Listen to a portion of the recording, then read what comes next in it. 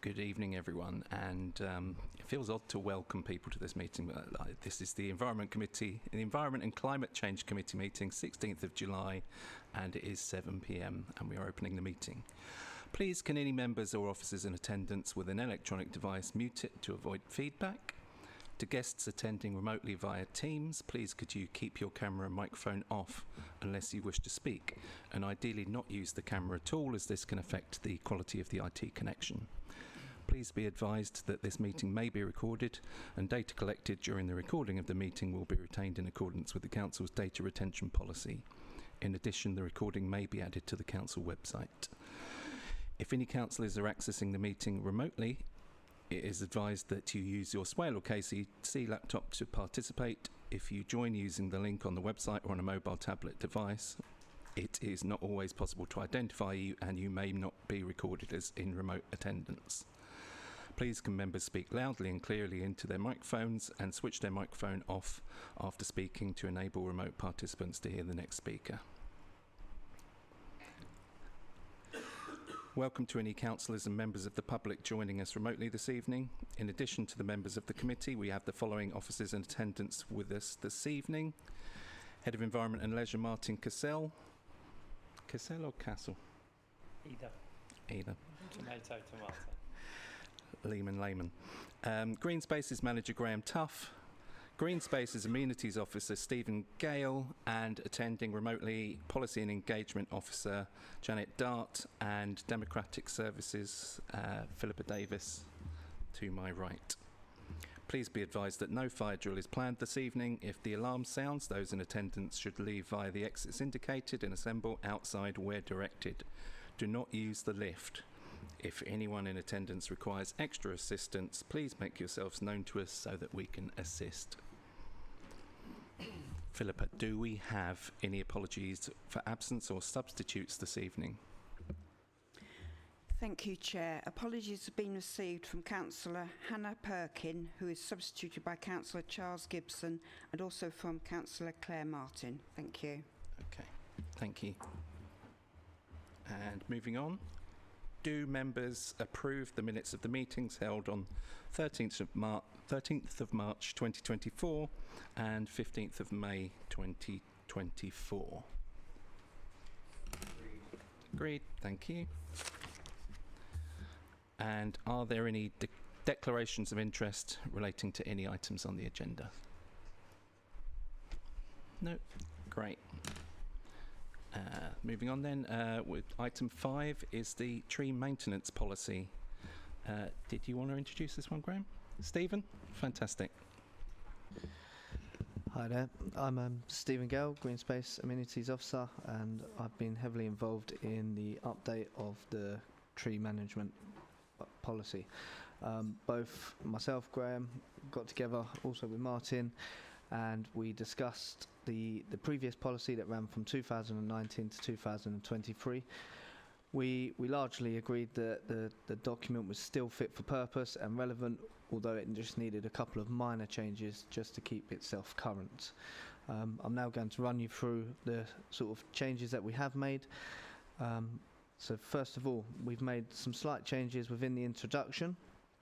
That is to basically pay attention to the fact that Swale Borough Council called a climate and ecological emergency, and basically highlight the fact that we do have a target to increase our tree stock by 148,100 trees across the borough.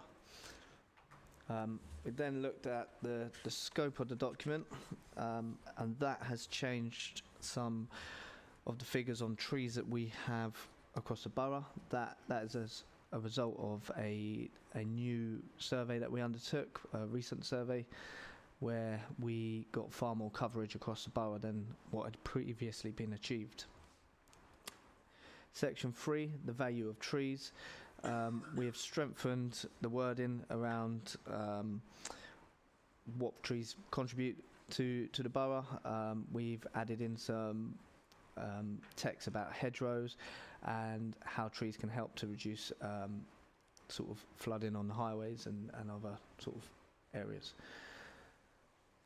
Within section 4, we've had an update on there, and there is a tree strategy being written and put together by the planning department, so we put reference to that. We've also referenced the local plan and strengthened the wording around what we do as a borough in terms of a local planning authority. Number 7 is see some significant changes. So as I touched on earlier, we have recently undertaken a new survey where it was a borough-wide survey. It was undertaken with a separate company to the one that done the previous one, and slightly different methodology. I feel personally that this methodology, the quantified tree risk assessment, it gives us a better understanding of the risk that each individual tree poses, and it's just basically a more in-depth way of surveying trees. Also within section 7, linking with the same thing, inspections and prioritisation, there's been some minor changes to the wording and to the timescales just to reflect the most recent survey. Records of where we keep our tree inspections. So before it was on a software called MyTrees, that has now changed over to a Google Suite program.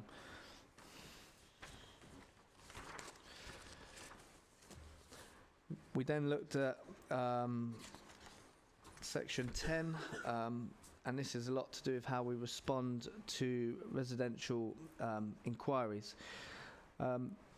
Typically, it will include stuff about how we would respond to inquiries about shade, light loss, leaf fall, overhanging branches, etc. In recent years, with more properties across the borough choosing to install solar panels to their roofs, we thought it was relevant to include a piece on how we would manage inquiries centred around solar panels. Basically, what we are proposing is where trees have stood there prior to installation, it would be unreasonable for residents to expect us to prune trees or remove them. If we were to plant trees where solar panels had been in place prior to planting, then the expectation would be we would manage our trees accordingly.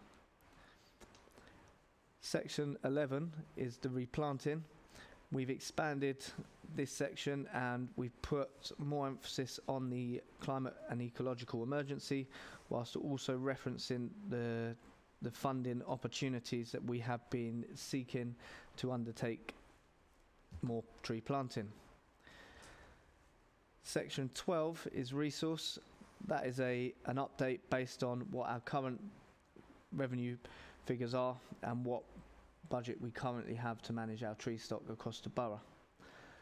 Lastly, we removed Appendix 2 from the document. Appendix 2 was just a blank template of a tree inspection. It was not how we currently record the information, so it wasn't deemed necessary to be in the new document. That is all of the sort of key changes within the document. I have nothing else to add. Thank you. Does anyone have any questions? Councillor Jackson. Thank you, Chair. Increasing tree stock, I think you need to be very careful where you plant these trees. I mean, it's great in play parks, in fields, etc., but by residential properties, I really am concerned.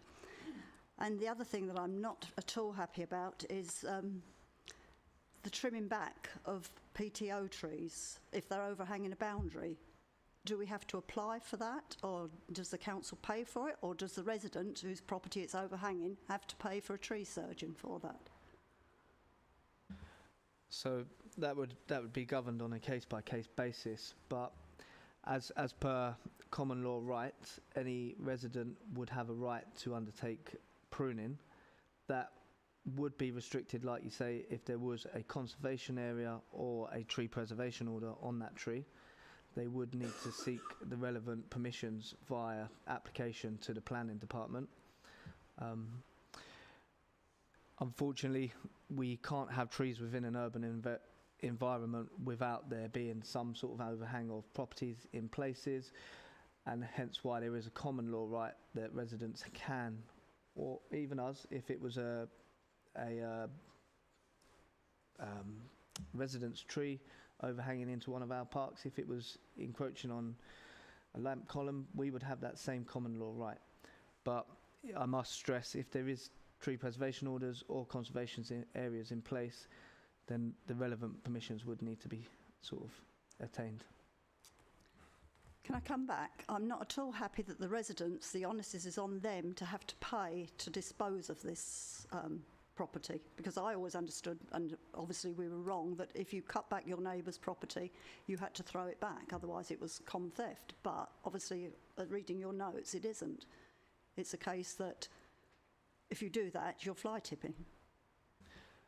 That's correct. You, when anyone enforces their common law right, they have to offer back the arisings that they create. The person who the tree is growing on their land, they don't have to accept them back. Therefore, it would then become the person who's cut the branches' responsibility to dispose of them in an appropriate manner. Thank you. Councillor Gibson. Thank you, Chair. A couple of tiny points, and then I suppose similar questions to Councillor Jackson's.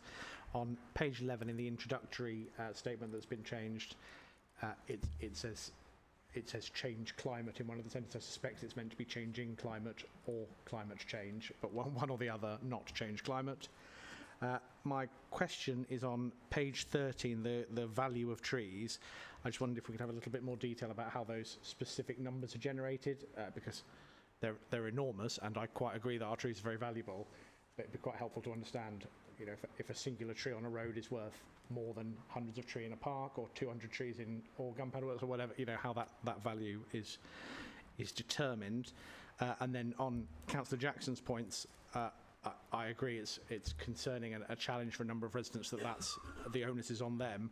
Particularly my concern was around, on page 24, root damage, how a resident is expected to be able to work out whether the roots they are removing are going to affect the health of a tree until they have done it. Because presumably that's quite difficult to work out if you're not an arboricultural expert, as most residents are not. And on the second point, as Councillor Jackson pointed out, the arisings, if I live next door to somebody and I cut their tree, I can walk to my neighbour's house and offer them the arisings. I don't think we want to encourage our residents who live next door to a park to load their cars up and drive to Swale House with the arisings. So how do we offer the arisings back to we, the council, if they are neighbours of us? And so how is that possible, basically? Thank you. Generally, most residents will inquire to us, asking that we cut them back. It will be looked at on every occasion, and if it's deemed necessary, we would undertake the works. If it was not deemed necessary to address a health and safety concern, then it would fall back to the resident having their common law right. The answer is always no. We don't receive them back. You know. Sorry, maybe that should be in the document that Swale will always refuse its arisings, so you know to dispose of them to begin with. So, sorry, you also mentioned in your earlier statement about the value of trees. So CAVAT is a capital asset valuation of amenity trees. So that is it's a formula that is used. It takes in various different attributes of the tree, whether it be height, spread, useful life expectancy, species, its place within is it highly visible to everyone, is it sort of pushed out of the way? There's all different attributes that basically come up, and when they do the survey, they will mark off based on the pro forma, and then that will give you a valuation at the end of it.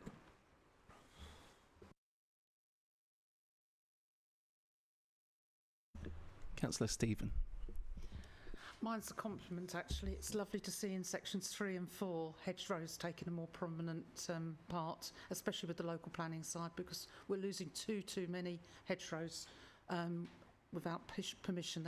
So I think that's really good to see that that's part of the document. Thank you. Councillor Wise. Yeah, just a couple of quick points.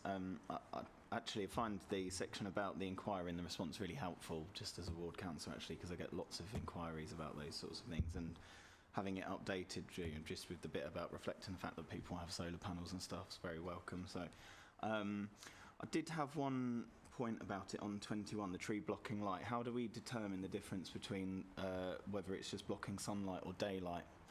Just wondered on that, because it says there's no automatic right to direct sunlight, only daylight. So I just wondered how we'd clarify that with people. And then under section 13, what residents can do to help. I think that's a really important thing that we do really need to explore, and I think members have an important role in supporting the council to involve the residents in that, particularly the point about helping to water new trees during dry weather, because I've seen quite a few that have been planted in my ward, which sadly are looking a bit crispy at the moment. But what would really help that is having a proper process that engages members in the locations of where tree planting will happen. You know, I'm not saying that we should determine this, because that's an operational thing, but once the sites are chosen, it would be helpful to explore them with ward members, because there could just be a little bit of knowledge or feedback which officers might want to take on board, but also it gives us a heads up about being able to then go out and talk to the residents in that area and see whether they have any feedback, and to sort of get them on board with supporting the trees once they've been planted. I think if they're just sort of planted with not a great deal of notice, or without the members really having much opportunity to engage the residents, then expecting them to sort of help might be a bit misplaced. But I'd hope people will. And I know that in a number of areas in the borough, people do take a keen interest in this. So I think there's a role there for members to be able to support that. So that was just another bit of feedback I need to give there. Thank you.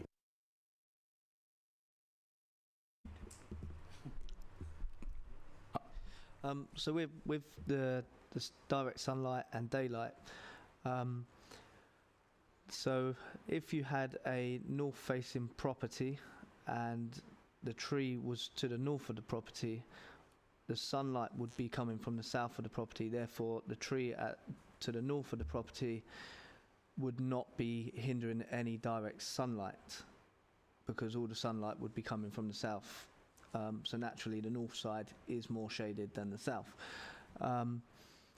With a lot of our trees, they are deciduous, so they drop their leaves. So largely over the course of an annual cycle, is not considered a significant sort of situation where it's blocking light on a consistent basis. Stuff like Leylander hedges, where you could delve into the High Hedge Act, for example, is a different kind of scenario, where evergreen trees or hedgerows, whatever they may be, could significantly hinder light into properties. And there's various ways on the internet, sort of publications that you can sort of refer to and get good information on working out how close a tree should or shouldn't be, or how tall, whether it's a line of evergreens. So yeah, there's quite a bit out there. Just following on from Councillor Wise's remarks on letting local members know, I remember receiving a mail last year about the location of some trees that we were planting, not I was planting, and I didn't note who else that was sent to. Was that sent to me as Chair of Environment Committee, or was that sent to all members? I had a feeling it was sent to all members, but I could be wrong. I suspect it was you. Okay. I'll follow up on that and see if we can get that improved. Yeah, just to say, obviously Stephen was kind enough to meet with me to discuss the stuff in Kemsley, which is good, but that's because I requested it. So I was grateful for him to give the time and to talk through the different species and stuff like that, because all of that's really important information when we're talking to our residents, because some do have concerns about stuff being close to their properties and the sort of tree species being planted, and all of that information is actually quite helpful then when people might get in touch a little bit concerned. Martin. So I think that's really good advice from Councillor Wise, and I think maybe we look at a tweak in the policy to say how we, to formalise how we'll do that. I think is important. I agree. I think in both in terms of getting support from the wider community and having that element of consultation. I'm pleased that you said operationally some decisions need to be made, because clearly that is the case. Stephen is far more knowledgeable than me on trees, and I would always take his advice.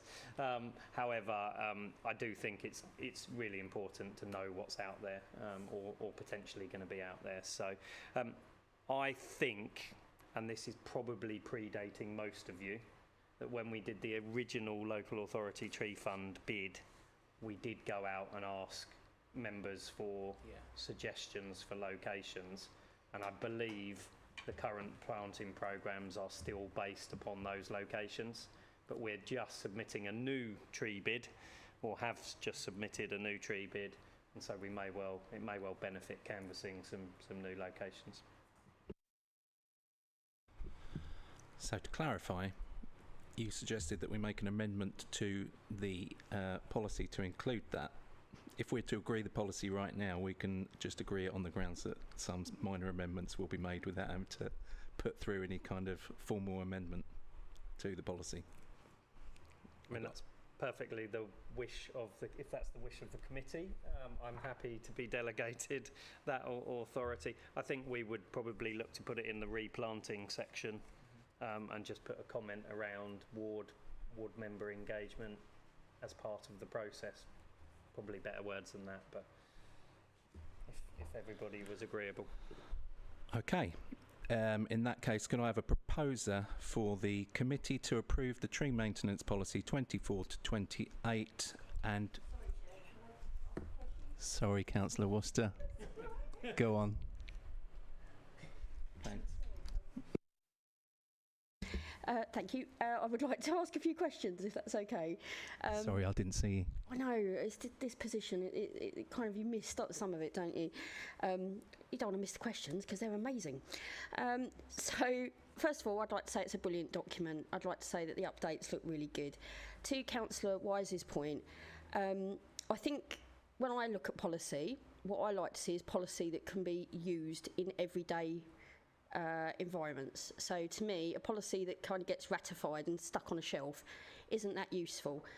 So with that in mind, I'd also like to take Councillor Wise's point further and say we are just about to do a green spaces review for the local plan, I imagine. I think part of that should be a tree audit, and I think I've spoken to Stephen before, and you've offered to talk me through that sort of where the mapping element of this comes in, and I think that would be really useful as an additional document attached to the members area on the Teams account, so that, for instance, instead of coming back to officers all the time saying, is that ours? Have you planted there? Da, da, da. It's actually a live document that is updated so that members can see it all the time if that's where their interest lies. The questions that I had actually were around how this policy works in with the element of our contractors that we use. So, for instance, on prioritisation, you've got a fantastic table that talks about immediate action, response within an hour, hazard examples. What I'd like to know is how that is being actually resourced, because a number of members have come to me and said actually when they've highlighted work, not particularly, for instance, trees, it could be in our public assets, but usually it's down alleyways, or for instance in areas that SWAL has an interest in but doesn't own. It's always said that we've got a certain amount of contracted days where our partner will come out and look at it, and it has to be done in a rotation basis. That might be slightly confusing when you're looking at that table, when you think general members of the public might read it and think, how does that equate when I've had something on the list with SWAL for a long time, but actually this table says that if it's urgent, you'll get to me within 28 days, and that hasn't happened for me. Is there anything we can do to clarify that? And then I'd also like to look at the way that the policy works in terms of CCTV, because again, I know it's not just for my ward, but for instance, we do have issues where trees sometimes stop the effectiveness of CCTV work that goes on in various areas. I will highlight Beachfields because that's an active example. How does the tree policy support and work with, for instance, the CCTV team in making sure that we're protecting our assets and we're protecting our trees and making sure that that balance is absolutely working together? And the last question is around additional links at the end of the document. Are we sure that all of the links that we've put in at the end of the document make sure that all the different areas that will be working with this tree policy are being highlighted for members and members of the public? So, for instance, they might want to jump off here into, for instance, the play area policy, or they may want to jump off into, for instance, the climate emergency policy, things like that. Is there any space for increasing the size of that information at the end of the document? Thank you. Who would like to respond? Graham. Thank you, Chair. I think with regard to the access to the survey information, my understanding, and Stephen can shout and scream in a minute, is that that our access is and the mapping is online.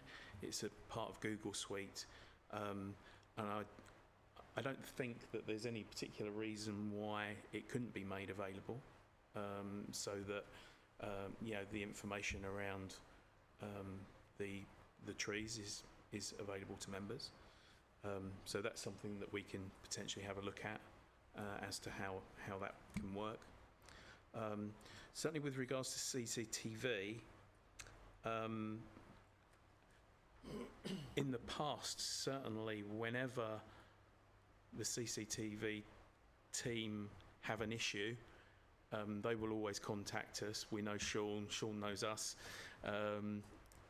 and we would always work with that particular team to sort of try to sort of facilitate what they're trying to either view or to see, or if they tell us that a camera is being covered up. I think that we would always work with our colleagues, particularly to remedy and get the best coverage of certainly other of our assets. It's in all of our interests from that perspective. I think in terms of the timescales, yes, you're right. We contract a certain number of days. Our resources, do we have enough resource? Like many services, I suspect that we would always turn around and say, no, we'd love some more money. We'd love some more budget. I think that what this tries to do is to prioritise the work so that Stephen, colleagues, and therefore our contractors know where and what they should be doing on a priority basis.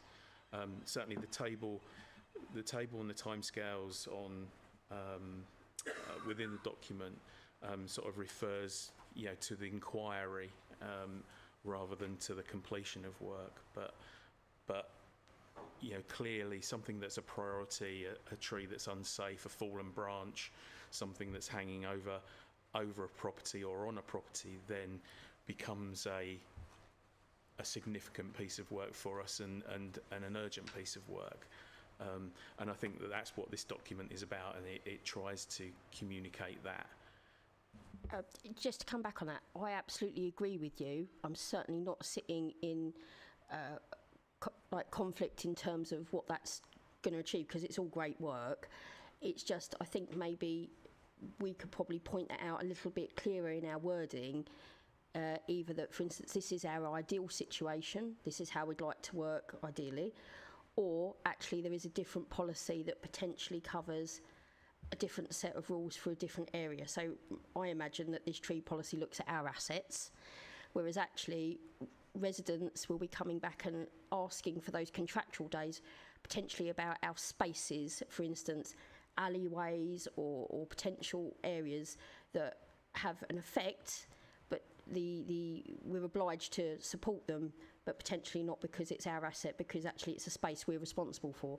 So I didn't know if that maybe could be pointed out in wording, which would obviously mean that you may get less pushback from members of the public reading that. I don't imagine a huge amount of people will be reading the tree policy, but we have to look at it from everybody's point of view, because we want lots of people to read the document, don't we, if it's been written. Thank you. Yeah, I think that there are other KCC assets that can impact our ground, and we point people in that direction when appropriate. So yeah, if we can make it clearer, we will. Is what I would say, so we can reflect on that. Brilliant. And can we just have a little bit of clarity about the extra links at the end of the document, for instance, like signposting people towards, for instance, our climate emergency element? Because, for instance, I think if we treat our residents like they're absolute grown-ups, that, for instance, if they've got an interest in tree policy, they may have an interest in other areas, and we can easily signpost that for them here, as opposed to, for instance, expecting them to wade through reams and reams of stuff that exists on the website. It may, in fact, cut down officer time, because we can answer their questions through policy, as opposed to, for instance, having an officer having to write to them or speak to them on the telephone, perhaps. Again, yes, I think anything that's relevant we would try to add. When the new tree strategy is produced, the climate change, yes, makes sense. Thank you. Thank you. Councillor Palmer. Thank you. Mine's more of a statement, really, and it's a gripe I frequently have in different committees, but my ward is 3 rural villages. We have a lot of building new developments going on at the moment and applications in, and we frequently get complaints that despite all the effort that Swell puts in for replanting trees and keeping hedgerows, developers often will go onto a site, rip the trees down, rip the hedgerows out. Sometimes the landowner does it before the builders have even got planning permission. And I think that perhaps our tree people, as knowledgeable as they are, could work a little bit more closely with enforcement officers on planning issues where natural habitats are destroyed and are irreplaceable by developers, because I think it's a shame that everybody involved in this puts such a lot of work and effort and thought into doing something that's really good and positive, and then someone can just come along and rip the whole lot out, and there doesn't seem to be any sort of comeback on that for them, no repercussions. Thank you. Thank you. Yep, point well made, and I think that, or I would hope that the tree strategy will pick up on particularly those elements. It's a sort of planning document that sort of looks at a tree strategy for the whole borough, and that looks at not just our trees, which essentially this document does, and how they're maintained, but looks at the strategy for where woodland is in the borough, how that fits with development, etc. So it's that overarching piece of document, and clearly that's the place and where the linkages need to be made for the issues that you've raised. Thank you. Does anyone have any further questions or comments? No.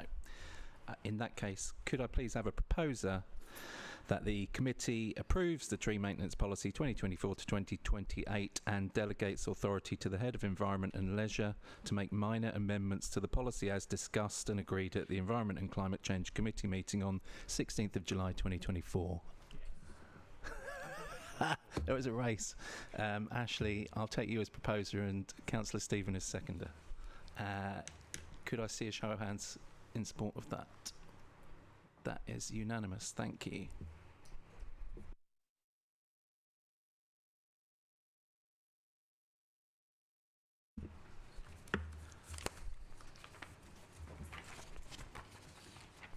Thank you, officers. Get out before the bin item.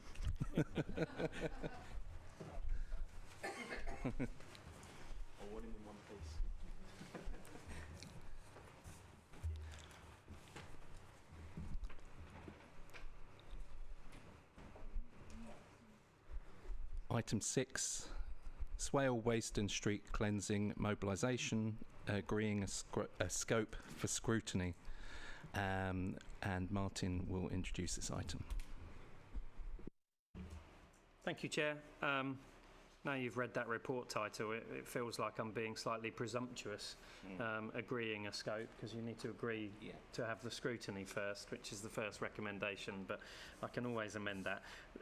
As with any major project, it's good practice to undertake a review or evaluation of the key elements in delivering the project. Reviews need to capture things that have gone well, things that probably came up that were unexpected, and certainly things that require improvement. It helps to record lessons learnt and make sure that they can be used to benefit in the future. The delivery of the change in waste and street cleansing service is one of the biggest that the council undertakes. It does it very infrequently. Certainly this one is planned for the next 8 years. And the reason that it's a big project is it has the potential to impact all residents in the borough, whereas not all services have that the case. As a result, we started a massive project back in June 2020, which we saw come to fruition from the end of March this year. There's undoubtedly been challenges, and I'm sure they are well documented. What I can say is that all parties have worked hard and continue to work hard to try and resolve the remaining issues. The report tonight and appendix in front of you sets out a number of proposals for consideration by the committee. It asks to start the process of project evaluation through the formation of a scrutiny panel.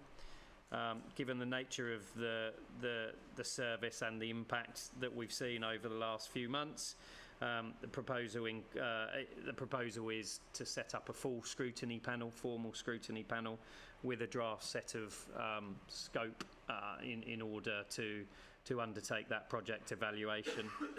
The recommendations ask the committee for authorisation to proceed under the scrutiny panel process, discuss and wherever possible agree tonight the scope that panel will follow, or of course give the panel the delegation to amend accordingly as they go through the process and be able to bring other items in, and to nominate the councillors that you would like to sit on the scrutiny panel should you accept it. So it's very difficult because talking about a scope may entail some questions of detail, but I don't think this report tonight is proposing to do the actual scrutiny, otherwise we might be here a very long time.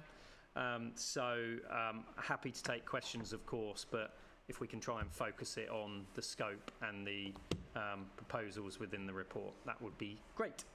Thank you, Chair. Thank you, Martin. And I actually, just between the last bin meeting, which I attended at 5 o'clock, and this bin meeting, went through my Google Calendar for the last few months and searching on the words waste, bin and bins. I have spent 58 hours in 48 different meetings. Those are just the ones about bins. There have been hours and hours of bin discussion in other meetings, and I have a bin complaints folder in my Outlook with just under 1,200 emails in it. At an average of 5 minutes per email, that's 100 hours I've spent solely dealing with bin emails from members of the public. The ones get between me and officers are in a different folder. So if we scale that up and assume that every councillor has had half the volume of bin complaints that I've had, collectively we've spent 2,350 hours dealing with the bins. And I just wanted to say that to underline Martin's point that this discussion is to agree the scope of the scrutiny, not to undertake the scrutiny. So I'm happy for it to be as long a discussion as it needs to be, but I'd like it to remain focused in that area. And I will remind, everyone, but particularly perhaps opposition councillors, that this is on the agenda for full council next week, and that might be the time to scrutinise in other ways. Thank you. Would anyone like to? Councillor Gibson. Thank you. We will also be talking about scrutiny in general at the next full council, so I'm happy to discuss that at greater length then. Just from my perspective, absolutely we should have a scrutiny review panel. My personal view, it should look as wide as possible in the scope in terms of length of time looked at, but I'm very comfortable for the scrutiny panel to decide that on their own. And in terms of answer to the second question on whether it should include street cleansing, I think yes.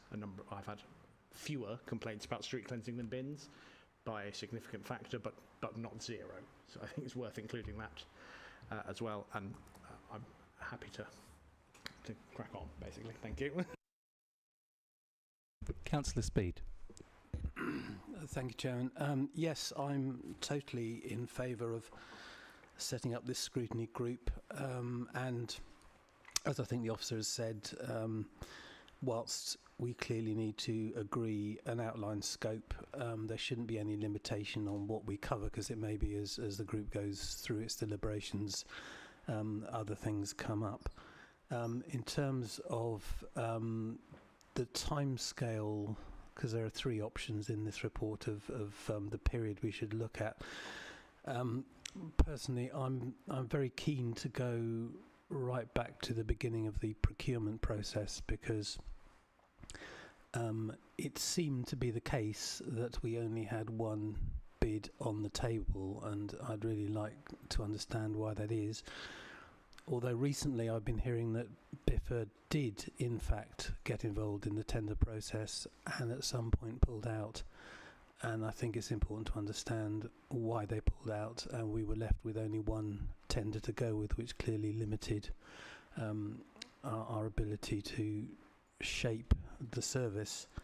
I note there's a recommendation for there to be no substitutions, and I think that's a very sensible idea, because it's going to be quite a complex piece of work, and if people are coming into a meeting not having been to any of the previous meetings, there might be quite a serious lack of continuity. The only concern I have about that is the time frame in which this scrutiny process will be undertaken goes right across the holiday period, and we may well find, inevitably people are not going to be on holiday at the same time, so we might find it difficult to schedule meetings because somebody on the panel is on holiday, and I'm not quite sure how we resolve that in the time frame that's been proposed. Thank you, Chairman. I've just been advised by the officer that we should avoid any commercial details in this discussion, because that may come outside of the scope of a public session meeting. And I will respond to the final point you made there, which is that I am in agreement with you on the when this meeting, the scrutiny report should come back to this committee, and we've already discussed the option of holding an extraordinary Environment Committee meeting in November, which would allow the process to take place a little bit later. I also noted when looking at the papers that there's talk of including feedback from the area committees, and the Sittingbourne area committee is actually on 26th of September, so it would be a very tight turnaround for that to be included in the report that came to Environment at the start of October. Did you want to say anything in response to that? Yeah, Martin? No. I think from our point of view, it was always the intention as a major project to do a full review. I would rather do it properly and over a slightly longer period than rush it and bring it to the 3rd of October committee. On the flip side, don't want to still be talking about it in 18 months when we will be seeing a perfect service everything as forgotten. So yeah, I think it's important that it's timely but not constrained, if that makes sense. So following up on that, I just would like, if possible, to get an informal show of hands on how many people are in agreement that we don't aim to bring a report back to 3rd of October Environment Committee meeting, but instead hold an extraordinary one at a date in November to be agreed. Everyone's on board with that, so that's... Do we need that to be proposed and seconded? I think we need a proposal unless it's... Well, we'll do that at the end of the item, but it's good to know, to inform the discussion going forward, that that is the agreed position of the committee, I think. Councillor Sheila, do you next? Thank you, Chair. I do think it is worth going right back to the beginning. The issues we've had with this contract haven't just been one single item. There's probably a list as long as Martin's arm and legs as to the problems that we're facing. Each ward has different problems. Each round has different issues. So going right back, unpicking absolutely everything that's happened is a great idea, which is why I think we should set the scope but not limit the scope, because if the committee finds something in their venture, then that needs to be looked at and then brought back to us. Thank you, Chair. Thank you. Councillor Wise. I agree with Councillor Shield. Thank you. Councillor Worcester. Thank you, Chair. I just wonder, at this stage, because we're going for ultimate transparency, that's what I hope to achieve out of this scrutiny, and I'm sure that is a cross-party objective, which I hope everybody would kind of sign up to, that we want the best answers for our residents. We want to highlight what's gone wrong, but also what's gone right, which is the overall scope of making sure we look at these contracts in their entirety.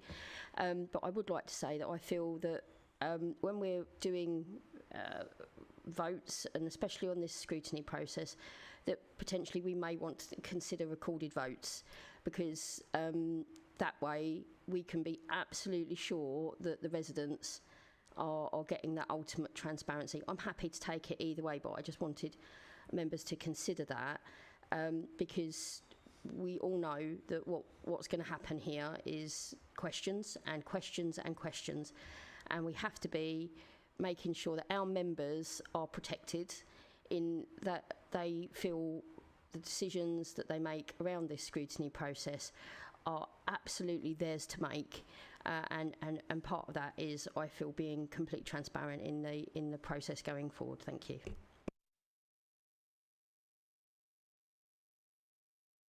I may have missed that.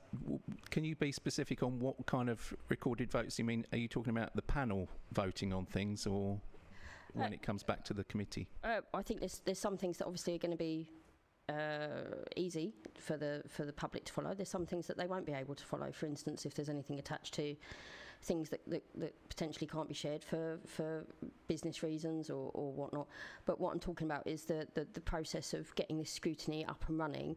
What I want to make sure is that when we come to talk about this with our residents, because it's a big thing, it's a big part of the residents' life for the last 4 months, really.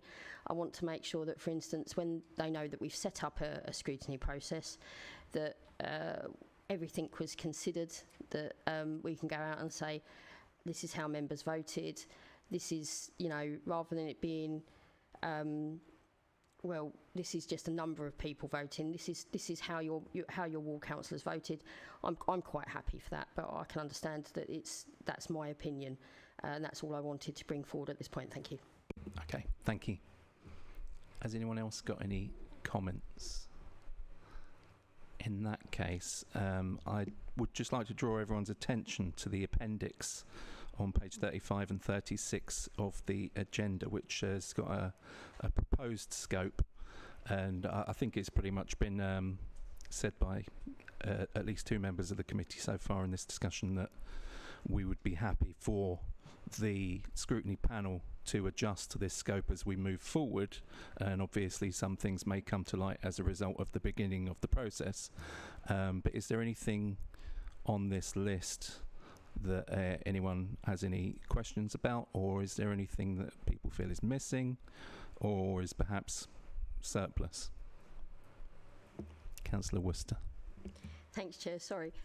Just reading through the areas to consider in scope, I noticed that there is a potential area that is very important for residents, which are the vulnerable users, so clinical, but also the additional collections.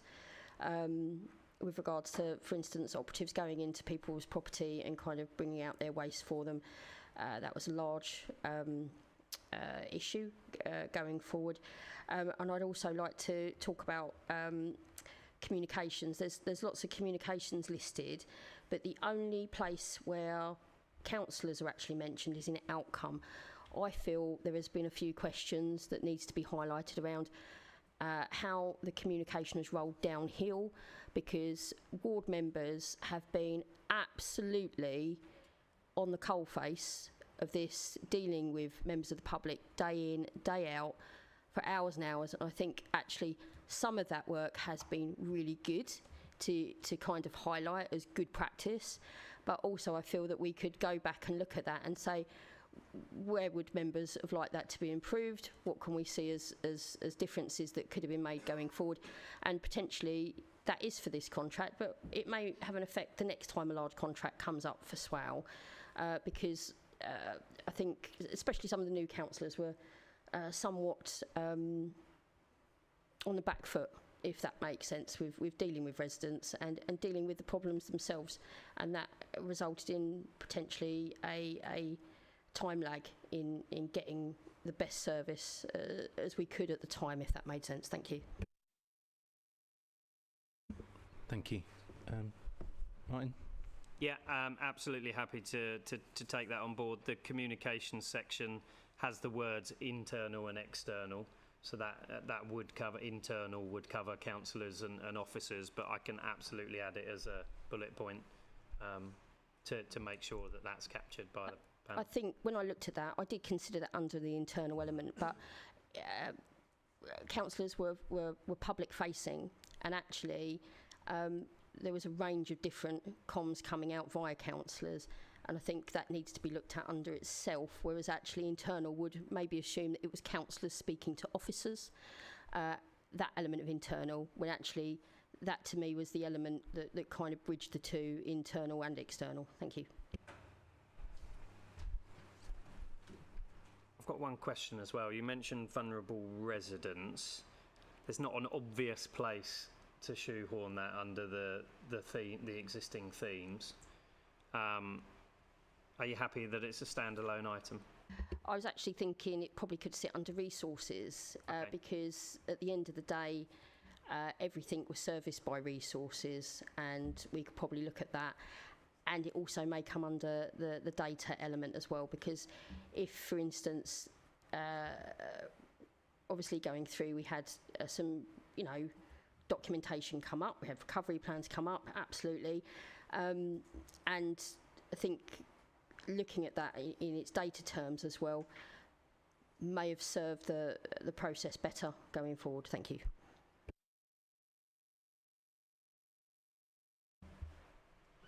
One final question from me. We talked about adding in the ability for the panel to amend the scope as it goes on. Is that something I can add to the methodology section with a sentence, or do you want it as a recommendation tonight to be proposed and seconded? Just so we're clear. If it needs to be done by a proposal and recommendation, then I'm happy to do that. But if it doesn't, and I can ask you to add it with a nod from the committee, which I've got, then let's add it. You know I'm not the most formal of people, so I'm happy with that as long as the committee are. Yeah. It makes sense. Councillor Shield. Yeah, thank you, Chair. Under resources, fleets and vehicles, can we add a section where we scrutinise how we're using the vehicles on board CCTV, and how, under the training section, how well the guys on the streets were trained in using the CAD system, and how that actually is operating. Thank you. Thank you. Councillor Wise, are you just going to say that you agree with Councillor Shield? No, although of course I do. Councillor Wise. Thank you, Chair. It was just along the, I'm sure obviously the panel would look at this, but I just wanted it sort of noted really, is that part of that resources and training stuff, insofar as it's practical and as much as they can get around it, looking at the 2P process as well. Yeah. Thank you. And I mean, sorry, no, you go first. I always wait for you to bring me in. I think those bullet points, I mean, clearly we could have gone to town on the bullet points. I would absolutely expect everything that Councillor Wise and Councillor Shill have raised to be covered under that training and vehicles section. I was just going to add further to Councillor Worcester's under vulnerable users. I mean, I don't know if you, I'm guessing you was talking about more broadly than assisted collections, but assisted collections being specifically mentioned as something to look at, I would also like. Thank you. Sorry, Chair, just to come back on that, just because you said, actually, my opinion is that actually when you look at people in categories, it's very difficult to actually get all of their needs in. So my interest is making sure that the scrutiny panel potentially look at how they were categorised and whether that actually suited the needs of residents, because as it's been made in other committees, that actually it could be that residents fall into a number of those categories or could have had vulnerabilities with the bin contract covered by none of those categories. Thank you. I agree, and that's, yeah, why I wanted to make that distinction. Does anyone else have any comments? Councillor Jackson. This cross-party, I would just like to hope that it will solve all the issues and not become a blame game. I hope everybody's going into this, all parties together, to solve it. Thank you. Absolutely. Thank you. In that case, I think we've got no more raised hands, and we've got a couple of questions still to pin down. A couple of people have spoken in favour of the time period being going right back to June 2020. Does anyone else have a view on that they would like to share? Councillor Worcester. Thank you, Chair. I see the absolute usefulness of going back to the tender award point and looking at the tender process, absolutely. But further back than that, I'm not sure I see the benefit. But I can understand other people's opinion and how that would differ in that respect. Thank you. And on the question of waste collections and street cleansing, Councillor Gibson stated a preference for including street cleansing. My personal preference would be, although there have been problems there, the fact that they are sadly eclipsed by the failure on the bin collection side, my preference would be to focus solely on waste collections. Does anyone else have a view on this? Councillor Palmer. Yeah, well, we've had quite serious street cleansing missed in my ward. All three villages, Hartlip, Newington and Upchurch, so I would like it to be included, but also all the tendering process and everything was happening for 3 years before I became a councillor, so it would be nice to go back, as Councillor Speed said, because to understand how it works right from the beginning. Thank you. I'll just say my experience in the villages is that a lot of the public waste bins, the failure or apparent failure there has been triggered by the failure of the residential collections and people just going and putting their household waste in bins which then overflow very, very quickly and easily. And I've had cases where a bin has been emptied and then been overflowing the next day in a village where perhaps the bin doesn't need emptying for 2 weeks usually. Councillor Wise. Yeah, I was just going to say on that point, the reason why I'm not necessarily keen on excluding street cleansing is because clearly if you're going to look at the resourcing and staffing and all of those sorts of issues, as they have a knock-on impact, I just think inevitably the panel will stray into those areas. So I'm not also saying you need to look at absolutely everything to do with street cleansing, because I think there is still merit, and as Martin said, in exploring if there's some good things that may have happened in that space actually. So yeah, that's fine in terms of doing that, but I do understand the need to obviously really make sure that this is helping to assist in understanding what went wrong with the bins, what the solutions to those are, and what we can learn from that process. So the reason I'm not keen on straying, is saying no to the street to ruling out street cleansing being included, is because I just think the panel will have to stray into that area in any case. Thank you. Councillor Worcester? Thank you. I would say, from my personal opinion, that if waste collections and street cleansing comes under the contract that we're about to scrutinise, then it should be included, and the panel should have the scope to delve into whatever part of that bin contract is available to them, or they see fit that direction goes into.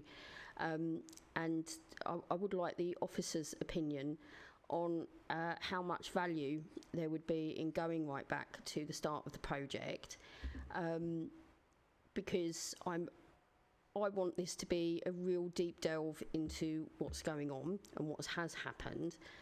But I feel that if the project is too big, exactly how much deep delve can you get into? We could be looking at something that needs 2 years' work, and that's absolutely unfeasible for this council to do to any decent level that residents would want to look into.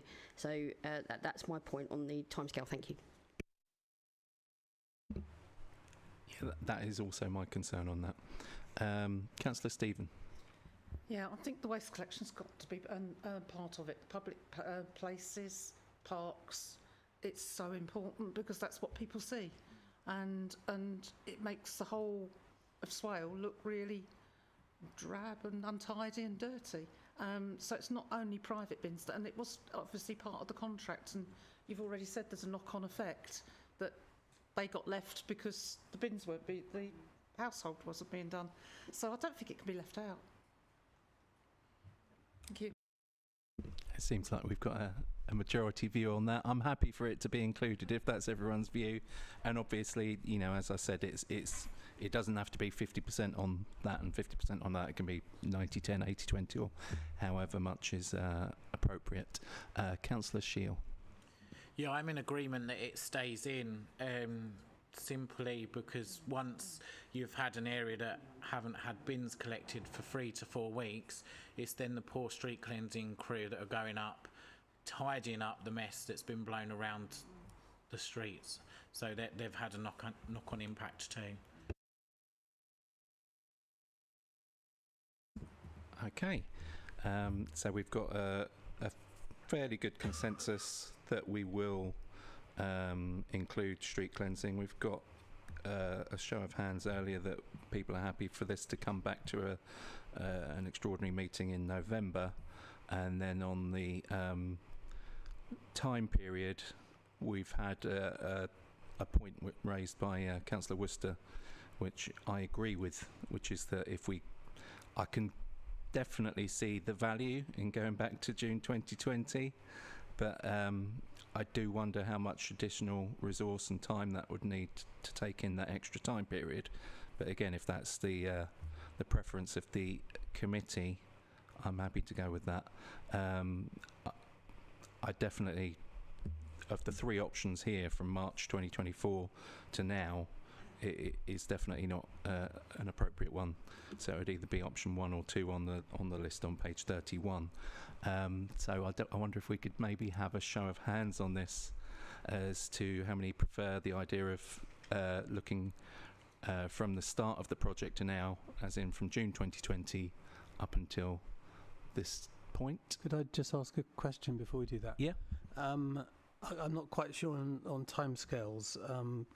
going back to June 2020 might be going back too far unnecessarily. I would have thought a sensible place to start would be maybe the point at which the first tenders went in, and I'm not sure what date that is. But Yeah, no, I agree it's with probably that. later than June 20. Yeah, I imagine June 2020 is the point at which the retendering process began, but then there would Yeah. have been a period between that Yeah, and we can the probably tender ignore that process. period. Yeah. Councillor Gibson. I'm happy to agree to Councillor Speed's kind of middle ground proposal. Yeah. I think that's Yeah. absolutely correct. I mean, I think agreeing June 2020 probably allows officers to do that, Yeah. because it will be very easy to write in a report, the process was opened and nothing occurred for X months or weeks, as was. Yeah. And actually there might be some value in some engagement with officers and companies that may or may not have occurred in that period, may or may not Yeah. yield anything of interest, but it might do. So I'm comfortable with. We can just call it from the beginning of the tendering process. It's fine by me. Yeah. So could I have a show of hands who would like the time period that we're looking at to be from the start of the tender process? Sorry, we've got a question from Councillor Worcester, but so many hands went up there that I think that's already agreed. But Councillor Worcester. Just to make absolutely sure that just because we're looking at that time period, it doesn't mean that the committee can't call in, or the scrutiny panel can't call in documentation that was obviously relevant before that. If they want to go back and look at individual paperwork, or if they want to go back and inform themselves, there is always that opportunity, and to bring that opinion to and that's what I would recommend, and that's what I will be doing. I will be making sure that I'm fully adversed with all the history, no matter what kind of timescale we start looking at, to make sure that you go in with the most appropriate information, because some of it is relevant and some of it will be useful. Thank you. Great. I'm pretty sure we all just agreed to from the start of the tender process, so that's pinned down there as well. Is there anything else, Martin, that we need clarification on? Whether people wish to nominate now or put afterwards.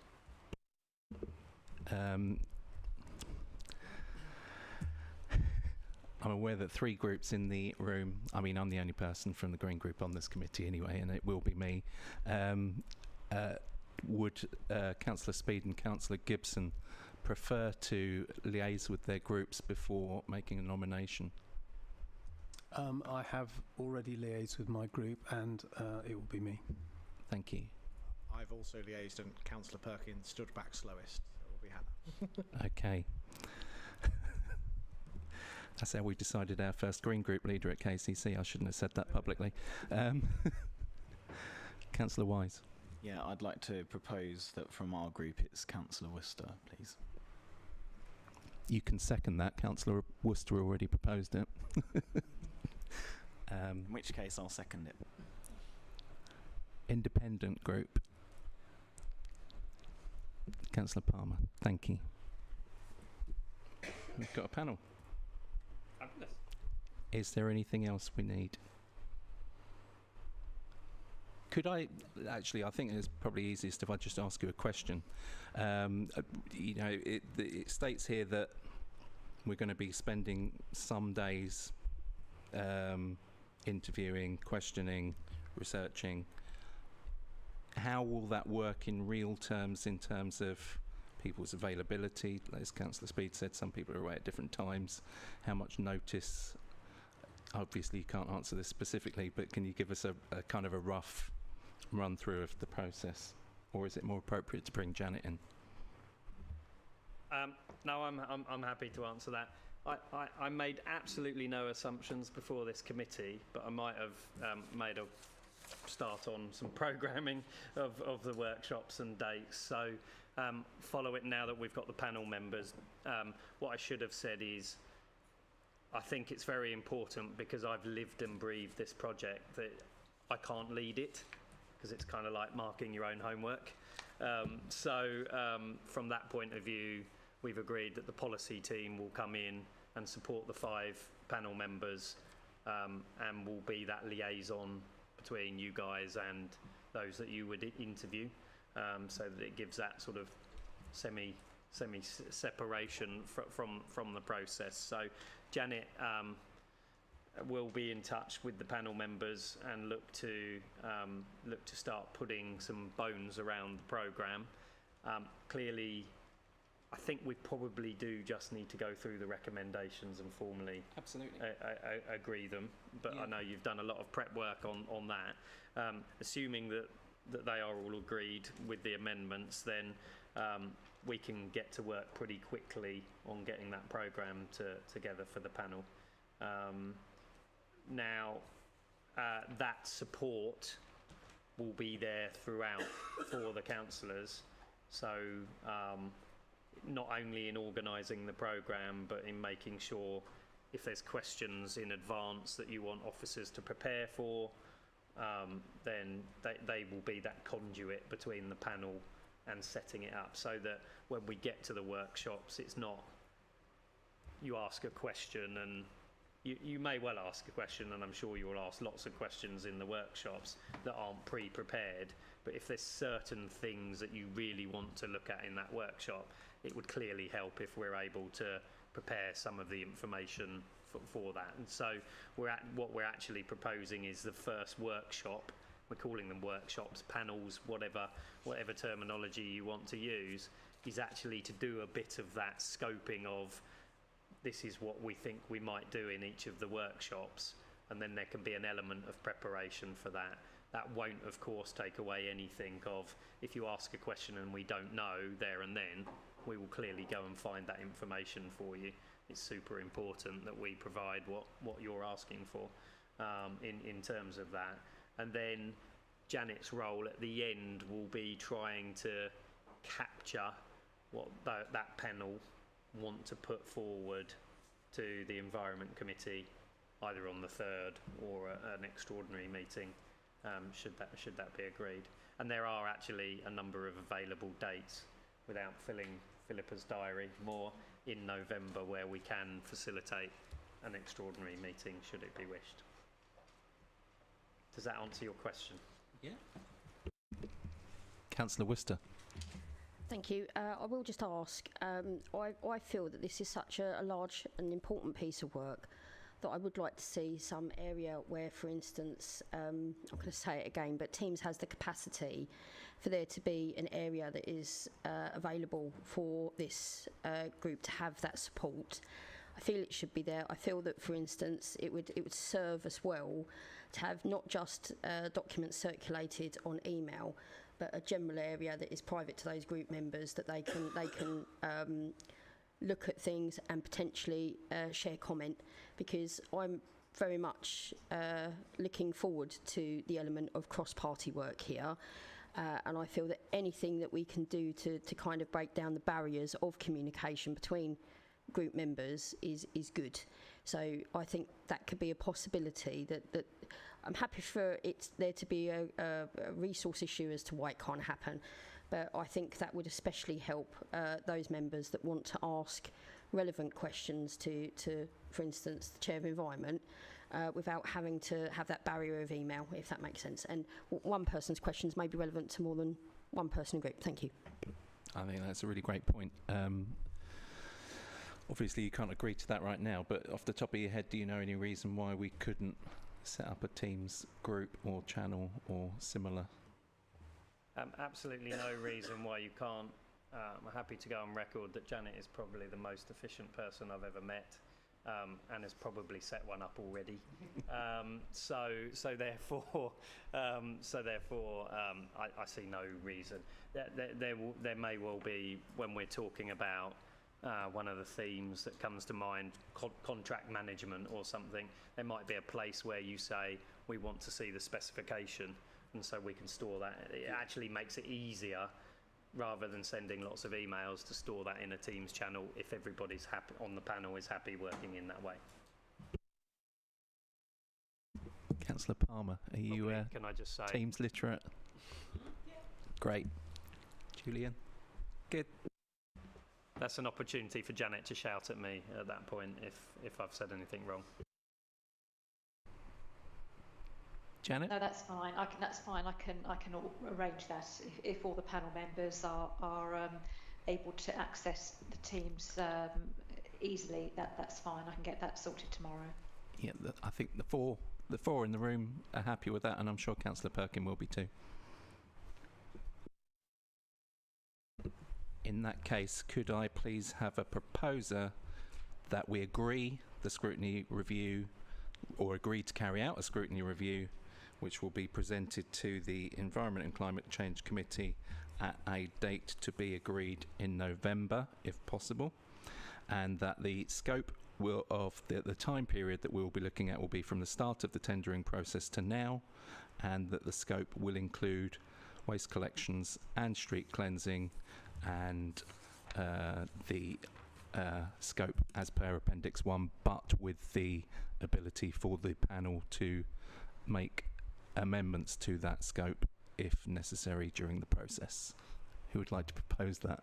Councillor Worcester and Councillor Speed will second that. Can I have a show of hands in favour of that? That is unanimous again. Fantastic. Thank you very much. And one more item, we just have item 7 is the forward decisions plan, which has got 3 items on it. Does anyone have any questions or comments about the forward decisions plan, please? Councillor Shield. Thank you, Chair. Can we add to the forward decision plan, possibly to relook at the council's own usage under its, considering we're in that climate change emergency, and I did pass a motion probably 4 months ago to go paperless, and we are still using a heck of a lot of paper. Thank you. That's a good question. Martin, do you know what's happening with the progress of the... I will say, I don't know if you saw the Policy and Resources meeting. It did come to Policy and Resources for an informal discussion, and was one of the worst hours of my life. It was listening to a barrage of odd reasons not to go paperless, which involved health and safety and ergonomics. But Martin might know more about a paper was coming forward on it to go to Policy and Resources, but I don't know where that is now. I won't comment on your comments, Chair, but the report is in draft, and it's remiss of me not to have it on this forward plan, so thank you, Councillor Shield, for reminding me. What I was going to say on the forward plan is we've done a fair amount of work with the administration recently on work programmes, and so and service plans, and so they will start to inform many more items on forward plans. It's just a matter of me doing the paperwork to get them on forward plans. So don't be alarmed. I think this committee will be a lot busier than the 3 items that are currently on the forward plan. And it was remiss of me at my comments at the start of item 6, when I mentioned how many hours I'd spent in meetings and replying to emails, to omit the fact that Martin and all of his team, the reason this has only got 3 items on it, they've spent many, many more hours than I have on bins. Councillor Wise. Yeah, thank you, Joe. I was just going to clarify that I was also at that Policy and Resources Committee, and just for Councillor Shield's benefit, I think there was sort of a view from members there that it should be a committee decision and that it wouldn't be something mandated on all committees. That was basically their position, so it isn't quite in terms of the motion that passed, or the recommendation from this committee, sorry. Yeah, I mean, the recommendation from the committee went there, but there was a view that it would be amended at that point, but with a formal paper will come forward at some point soon. Councillor Worcester. Chair, when it does come forward, I really feel that there should be input from either yourself or some element to bring that paper back to what its original intention was, because I'm not happy about having something go from this committee, be completely turned inside out and changed into something that was never its original intention, to be then presented as something put forward by this committee, which it never was. So I think if there's a chance that when that paper comes forward, Martin, is there any allowance for instance, the Chair of Environment to look over it and make sure that it is absolutely representative of what this committee wanted it to look like, please. Thank you. Through you, Chair. Yeah, that's a very good question, because in my head it was coming here, but you're absolutely right. It probably needs to go back to Policy and Resources. So is the route for it to come here first, or to go to Policy and Resources? So in which case I would absolutely expect to do consultation with the relevant chairs.